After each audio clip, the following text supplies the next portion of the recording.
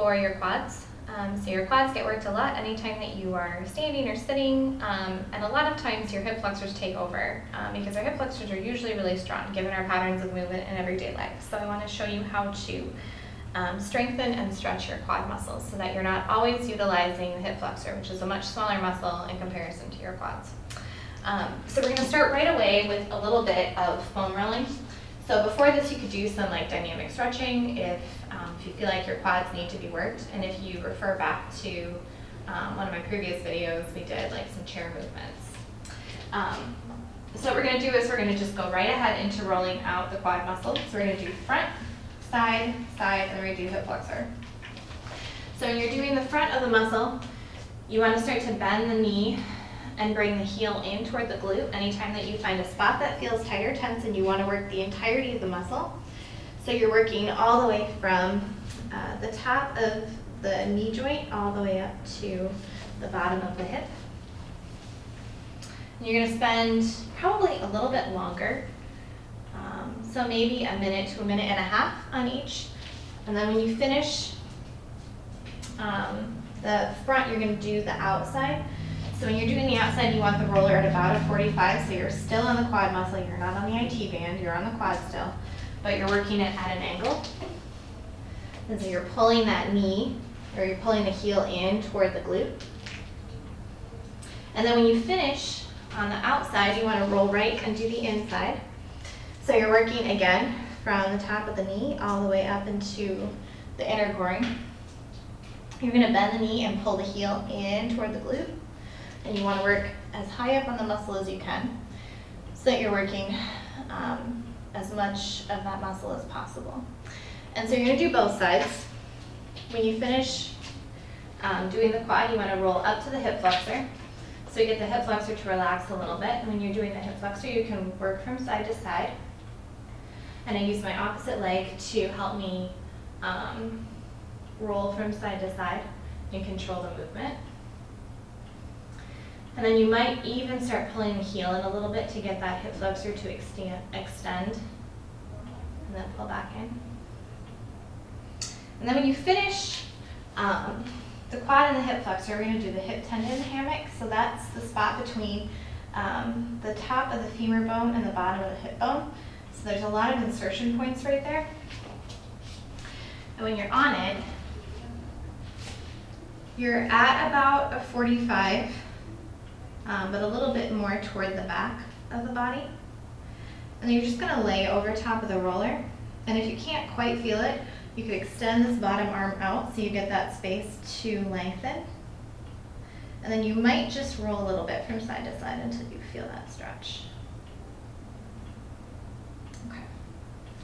And then after we warm that up, we're going to do a couple of different stretches. So we want the back of the legs to be warmed up for this. So if you have a block or a book, you're just going to step 1 foot forward. You're going to keep that other leg back behind you for stability. Then you're just going to hinge at the hip crease until you get to about 90. And then you're going to release your hands down, and you might go a little bit further, but you want to go as far as you need to feel a stretch. So if one block is not enough, you can always switch the height of the block, or you can add a second block. But you want to feel something up the back of the leg. If you need to roll those spots up first, that's fine. A little bending your knee if you need it, if you feel like your hamstrings are too tight. And you'll stay for about 3 to 5 breaths and then you'll switch, so make sure you do both sides. And then after we're done with the block, you're just going to take your feet a little bit wider than hip distance apart and turn those toes out. And then as you exhale, you're going to start to bend the knees and sink the hips down into a yogi squat. So if you're not quite ready for a full squat, you can utilize that block. You can press into the block and look forward, pull the low belly in, chest down or chest up, and then as you relax the shoulders down. And you might be able to go a little bit further, so if you can sink all the way down, you can sink down as far as you need to. Otherwise, if you're still up on your toes, if your heels won't go down, keep that block in front for stability.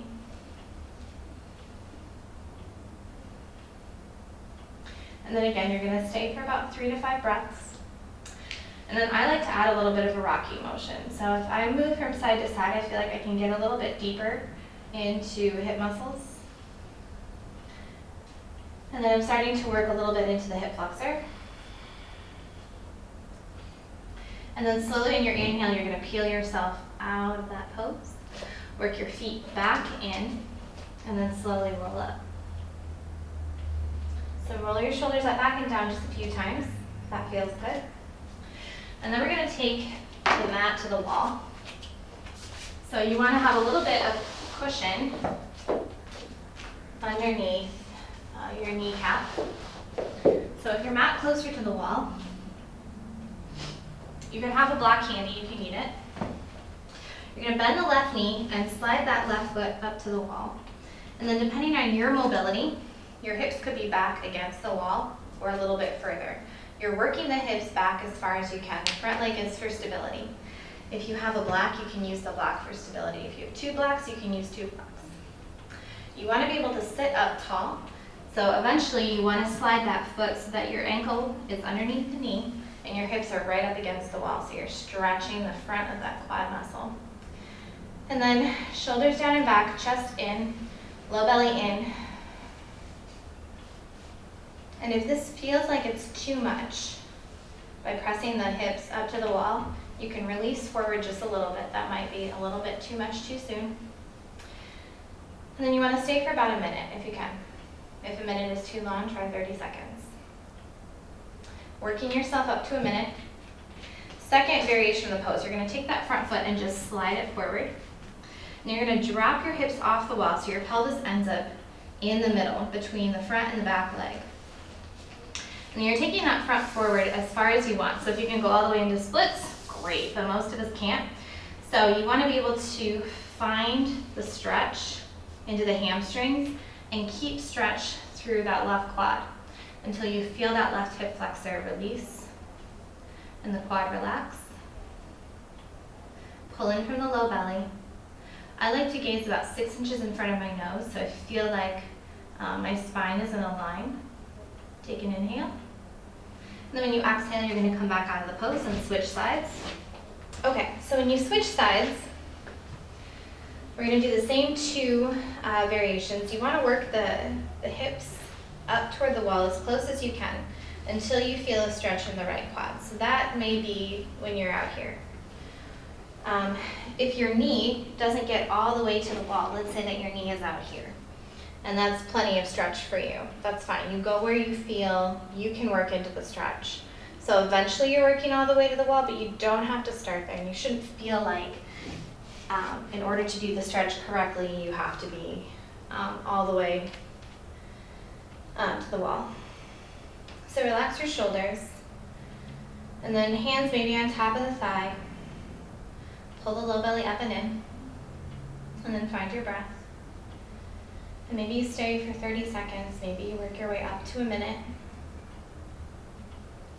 And then whenever you finish, you're going to exhale and just release your pelvis forward and scooch that front foot as far as you can get it. And then you're just slowly going to work your pelvis straight down into the mat. So you're adding in a hamstring stretch in the front leg now. So before the front leg was stability, now we're actually stretching the front leg. So you want to stretch the front of the right quad, right hip flexor. You also want to add that left hamstring stretch. Pull the low belly up and in, shoulders down and back, gaze about 6 inches in front of your nose. Relax your pelvis. And breathe. Staying for about 30 seconds, maybe to a minute. And then you're going to plant your hands down, maybe slide that other foot in, and come off the wall as easily as you can. And then we're going to flip to seated and add a twist. So extend that left leg in front, pull the right leg in, and then you're going to bring that heel in as close as you can to your glute. And you're going to take the left arm around that right shin bone, right hand behind you. As you inhale, lift and lengthen. As you exhale, start to twist. Pull in from the low belly. Inhale, come back through center. You can stay for longer if you'd like. Extend the right leg, pull the left leg in. Right arm around the front of the left shin bone. Left hand behind you. Inhale, lift. Exhale and twist. Pull in from the low belly, shoulders down and back. Take an inhale. Exhale, unwind. Good.